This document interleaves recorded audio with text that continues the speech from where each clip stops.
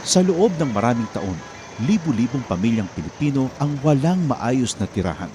Hirap makakuha ng pabahay. Kung meron man, hindi angkop sa disenteng pamumuhay. Iisa ang pangarap ng bawat pamilya, ang magkaroon ng sariling tahanan. Ang mga pangarap nyo, ang pangarap din ng Pangulo. Kaya agad inilunsad ni Pangulong Ferdinand Marcos Jr. ang Pambansang Pabahay para sa Pilipino Program o 4PH. Hindi lang para magtayo ng mga bahay, kundi para ibalik ang pag-asa at dignidad ng bawat pamilyang Pilipino.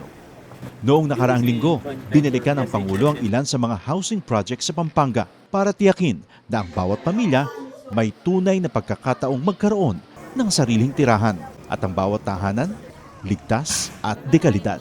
Nakakatuwa makita mo na mas maginhawa at mas maganda ang buhay ng ating mga kababayan. Dagdag pa ni Secretary Jose Ramon Aliling ng Department of Human Settlements and Urban Development. Ngayon, lahat po ng modalities. Nandiyan po yung horizontal, house and lot. Ang dignidad ng pamilya ay, lalo na ang Pilipinong pamilya, ay pag nagkaroon siya ng sarili niyang bahay. Kwento ng mga residente, dahil sa mababang interes sa pabahay, naging mas abot kaya ito para sa kanila. Ibinaba kasi ng gobyerno sa 1 to 3% ang subsidized interest rate para sa mga kwalipikadong benepisyaryo ng socialized housing project, aninsunod pa rin sa utos ng Pangulo. Yung mga kulang na bahay ay kagawa natin ng paraan upang lahat ng nangangailangan ng pabahay ay gagawin natin.